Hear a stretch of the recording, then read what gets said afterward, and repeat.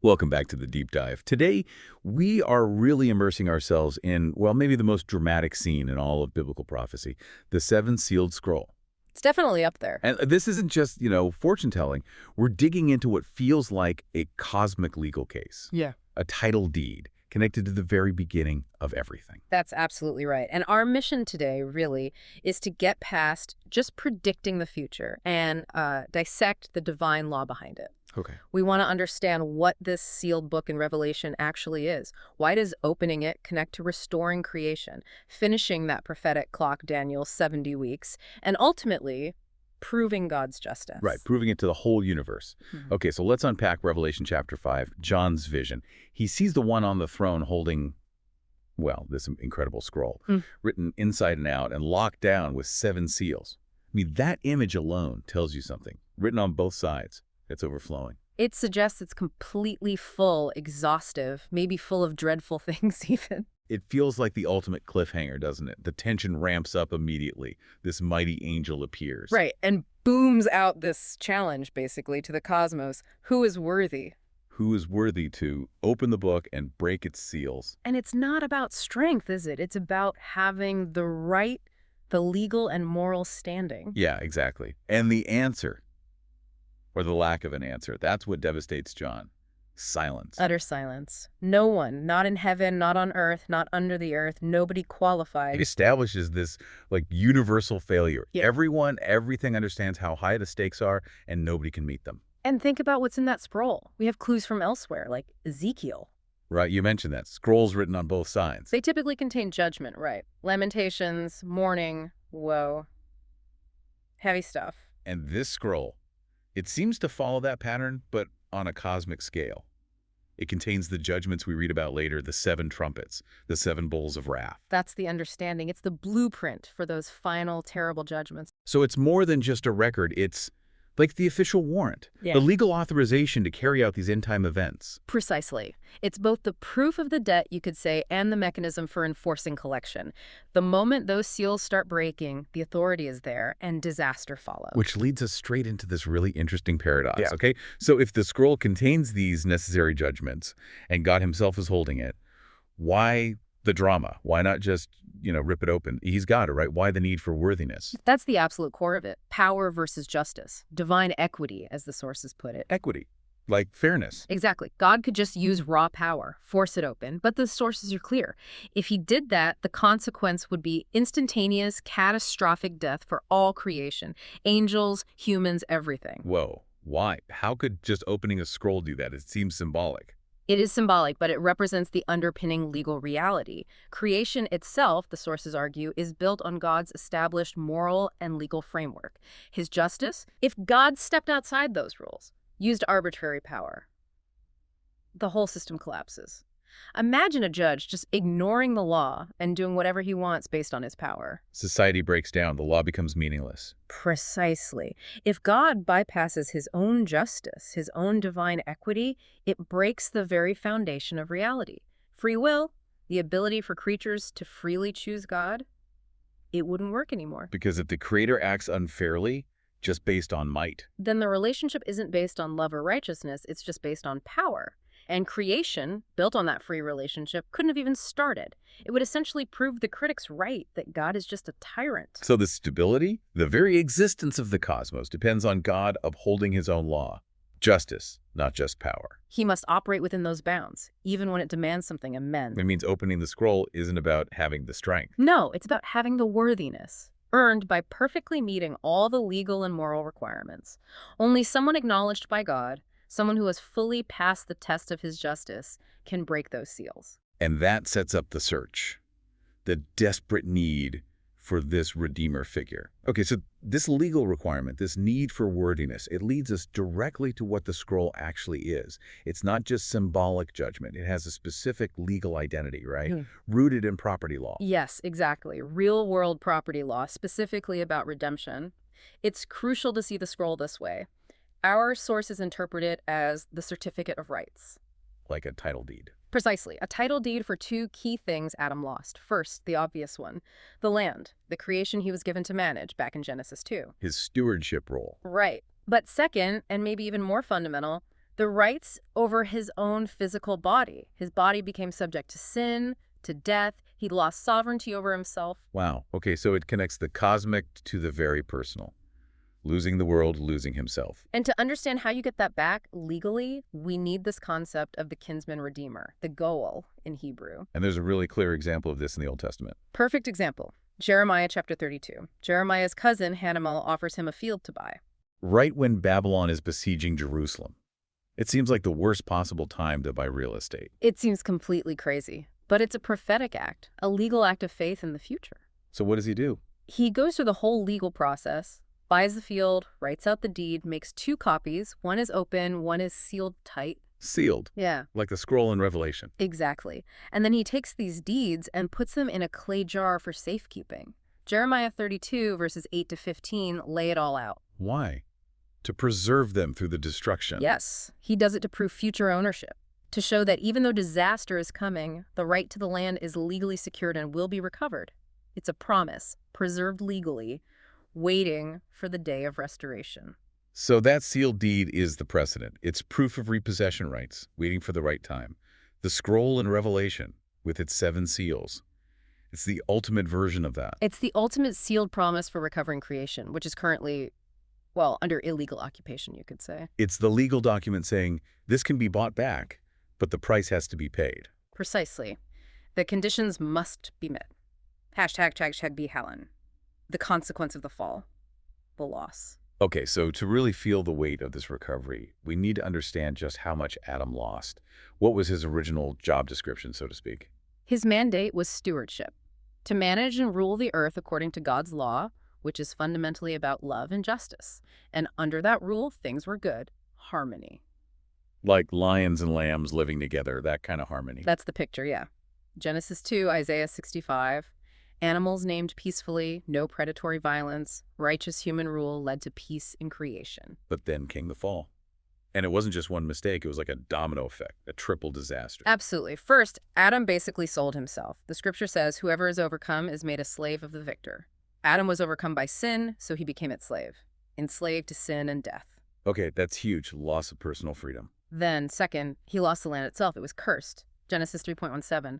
Thorns, thistles, hardship. The ground actively fought against him. And third, the dominion shifted. Radically, immediately, the authority, the rulership, changed hands. I've got it? Satan, he's called the prince of this world later on. The sources point out that Satan, who metaphorically eats dust, gained authority over this cursed fallen earth. And the way the earth was governed changed too. Fundamentally, instead of love and justice, the operating system became, well, violence. Survival of the fittest, what the sources call the law of violence and oppression. That's a really stark picture. So the competition, the decay, the suffering we see in nature, that's not how it was meant to be. It's part of the curse. That's the interpretation. It's a direct result of the curse and this shift in dominion. The earth isn't under Adam's righteous rule anymore. Which explains Paul in Romans 8. Exactly. Creation is groaning, like it's in labor pains, waiting for liberation from this bondage to decay. It's waiting for the rightful owner to show up with the deed and kick out the squatter. #, the need for repossession. So we've got the land itself, the physical creation, and human bodies all compromised, held captive, legally speaking, which means we need liberation on 2 fronts. 2 fronts, definitely. The land needs to be freed from the curse, become fruitful again, and the body needs freedom from this law of sin that leads inevitably to death. Romans 7 talks about that struggle. And Adam himself. Yeah. He's stuck. He can't fix this. He's completely powerless. He's got no standing, no capital. Romans 5 says we were powerless. He can't reclaim his dominion, and he certainly can't pay the price to buy it back. He is bankrupt. He caused the debt. And he is the asset that was lost. He can't pay himself out. Exactly right. And that's why this kinsman redeemer, the Goel, isn't just a nice story element. It's a legal necessity. Leviticus 25.24 points to this. The law requires it. The law demands it. To maintain justice, the redeemer has to be kin. They have to step in, pay the price, buy back the inheritance, and restore the family name. It has to be done by the book. Okay, so the search is on. Who can open this scroll? And then John sees not some conquering warrior king initially, but a lamb. Right, a lamb standing as though it had been slain, but also identified as the Lion of the tribe of Judah, the root of David. Paradoxical. Slain, yet conquering.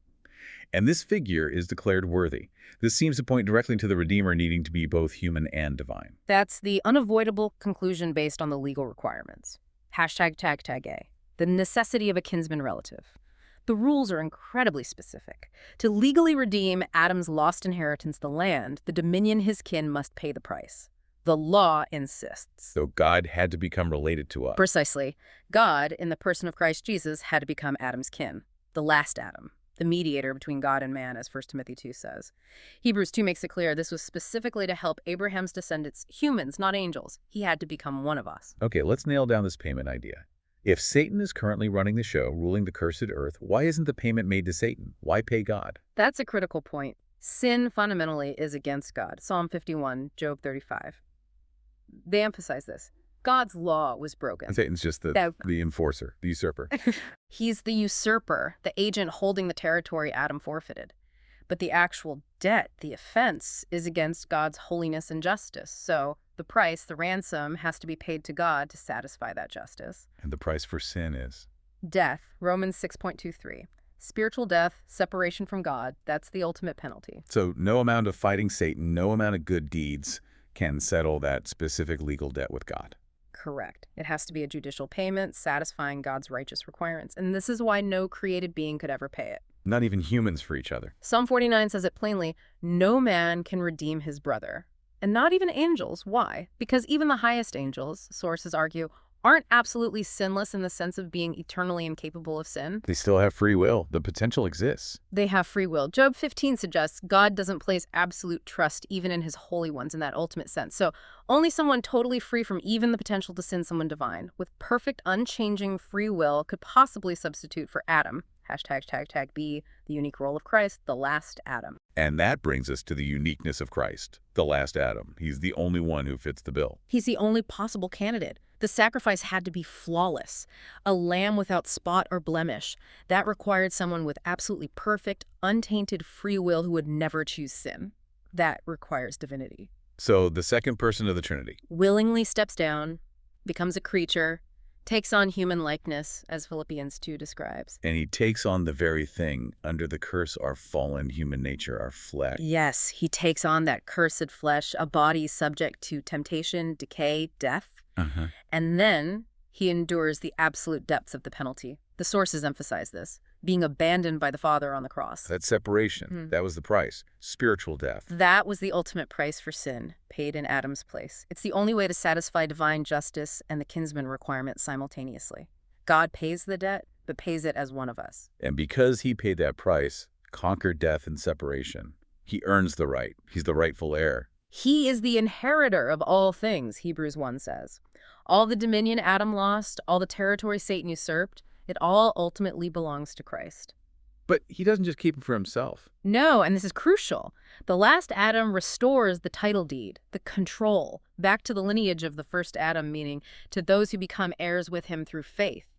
Remember, creation always belonged to God anyway. Adam was just the manager. So it's like Christ pays off the defaulted mortgage, not to keep the house for himself, but to give the keys back to his redeemed family members. That's a great analogy. The debt was against God's law, paid by God become man, so that redeemed humanity could regain that stewardship role.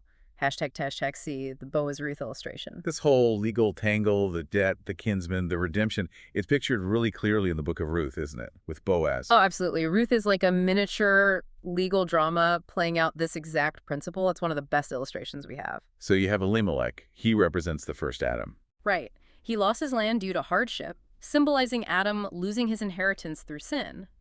And the law required a kinsman to step up and redeem it. And the first relative in line, he refuses. He does. And his reason is key. He says redeeming it would endanger his own estate. Ruth 4, verse 6. What does that represent? That first kinsman represents the law itself. The law is holy and good, but it cannot redeem. It can only point out the debt and the failure. It confirms Adam's guilt.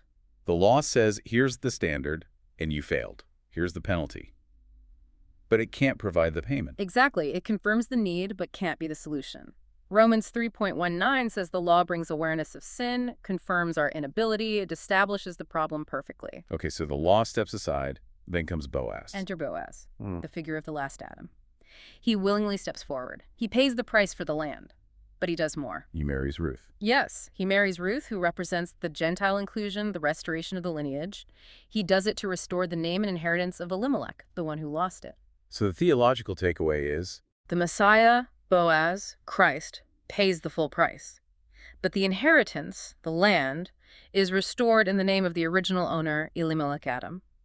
And ultimately, it's given to those who inherit with Christ. the co-heirs, the redeemed family, identified in Revelation as the martyrs, the witnesses. Yes, those who overcome become joint heirs, Romans 8 says. The law couldn't save. It just showed the need for the Messiah sacrifice. Christ secures the deed, but he restores the stewardship to Adam's redeemed descendants. They rule with him. It's a full restoration to the intended stewards. Yeah. Wow. Okay, the legal picture is becoming much clearer. All right, we've got the scroll's identity, the title deeds, we've got the redeemer, the qualified kinsman. Now, how does this actually play out? The opening of the seals isn't random, is it? It fits into a bigger timeline. Not random at all. It's the trigger for the final phase of a very specific prophetic timeline. And that timeline comes from Daniel. Daniel chapter 9, verses 24 to 27. The famous 70 weeks prophecy, given specifically for Israel and Jerusalem. And the purpose of those 70 weeks, or 70 years. It's a comprehensive list. 6 major goals.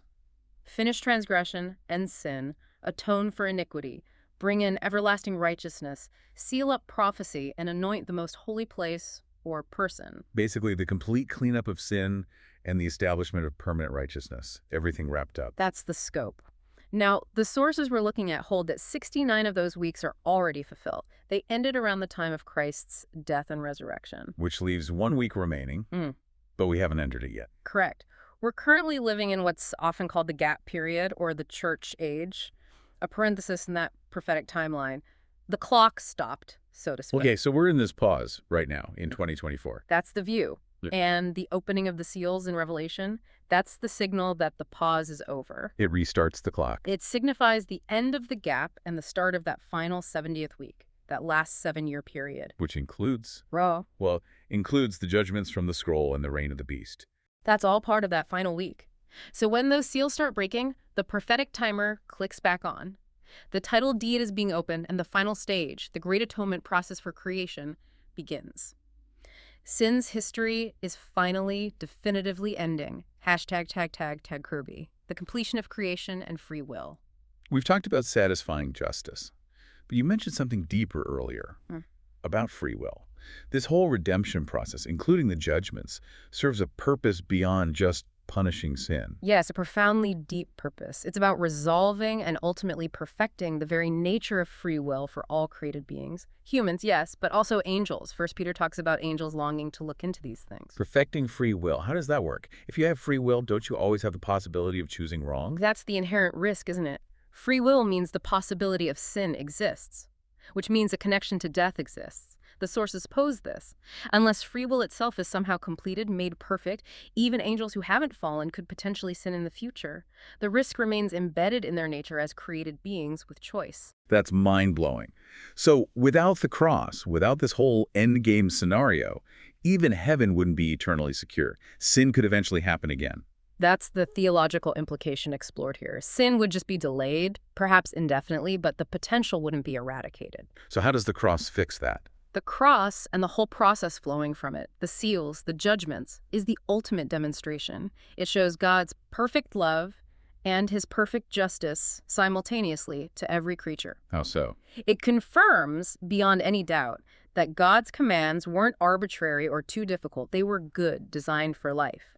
When the angels see the Creator himself become a creature and endure the ultimate penalty of the broken law, separation, and death, it removes any possible question. It proves God wasn't being unfair, that the law was just. Exactly. It proves his love because he paid the price himself.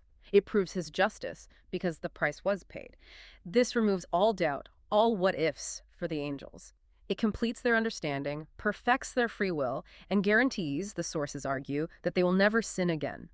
The potential is removed because the character of God is fully vindicated. So human salvation is part of a much bigger cosmic project, securing the entire universe in righteousness forever. That's the picture. And the judgments within the seals, they are part of that final confirmation.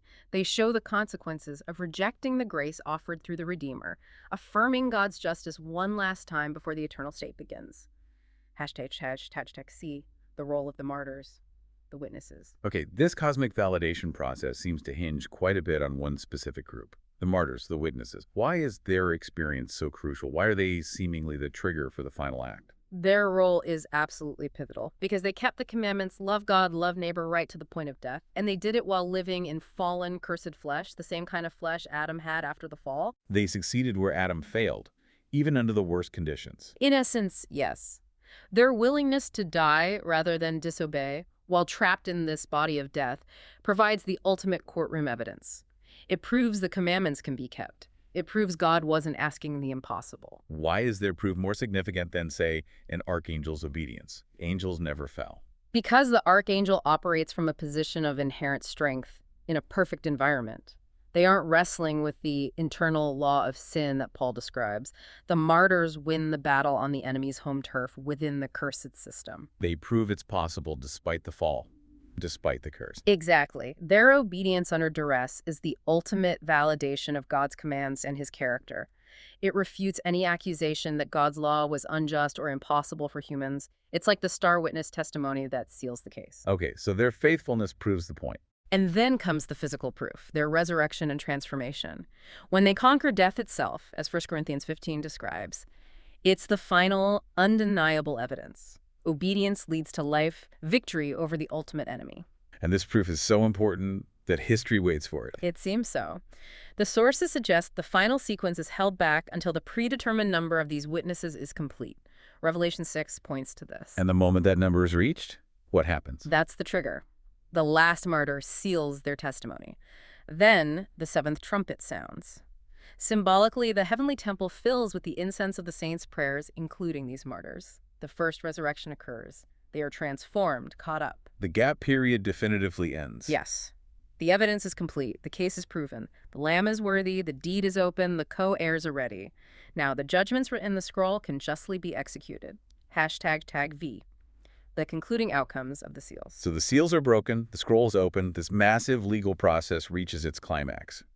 And you mentioned this is like the ultimate day of atonement, but for the whole universe. That's the analogy, yes. #A, the Great Atonement, the final cleansing. It's the final settling of accounts. The completion of creaturely free will marks this cosmic day of atonement, mirroring Leviticus 16, but on a universal scale. Purging sin, achieving reconciliation, establishing permanent holiness. Okay, let's break down the big outcomes. You mentioned 4 key results from the seals being broken and this process finishing. Right. 4 major restorations or completions. First, the restoration of the body. Not just patching up the old one. No, a better restoration, as Hebrews puts it. We gain a spiritual, immortal body, like the angels, Luke 20 says, a body completely free from sin's pull, from death and decay. Locking in that perfected state. Okay, number 1, restored body. Number 2, the restoration of the land. This is the title deed being executed. The curse is lifted. Christ gives the new heaven and new earth to the redeemed. Adam's lost stewardship is restored, but now under an unbreakable covenant. So, restored body, restored land. What's third? Third deals with time itself, the end of the 70 weeks. Prophetic history, the timeline defined by sin and redemption, reaches its goal. That specific clock stops because its purpose is fulfilled. History, as we know it, driven by the problem of sin, ends, which leads to the fourth. The fourth and the ultimate goal, complete atonement, free will perfected in all the faithful. Sin itself is purged from creation entirely. There's no more need for sacrifices, for forgiveness, because the possibility of sinning is gone for the redeemed and the faithful angels. The moral universe is permanently secured. #B, the judgment and restoration. So the legal right is established, the Lamb holds the open deed, now comes the enforcement. What happens to the illegal occupants, the powers that ruled by violence? Yeah, enforcement is a good word. Once the right is asserted, the final judgments against those who refuse the redemption begin. That's the 7 plagues, the wrath described in the scroll. It's the necessary cleansing of the property before the rightful inheritors move in. And Satan. He doesn't go quietly. Definitely not. Revelation 12 says he comes down in great wrath, knowing his time is short. It's his final, furious, futile resistance. But ultimately. Ultimately, Christ returns. The unrepentant who sided with the rebellion or dealt with. Satan himself is bound, cast into the abyss. The usurper is legally and powerfully removed. And then the new era begins. The original plan finally realized. Exactly. Christ establishes the new heaven and new earth, The final stage of the legal transfer happens, that dominion Adam lost. It's given anew to the resurrected co-heirs, the martyrs, the faithful. They rule with Christ from the New Jerusalem, finally implementing the love and justice that was intended from the beginning. The stewardship is restored. Right. Hashtag CC, the final state of creation. It sounds incredible. No more pain, no more death. But the sources say even the judgment part serves a purpose for eternity, beyond just punishment. It serves a crucial moral purpose, yes. The end state is peace, Revelation 21. No more death, mourning, crying, pain.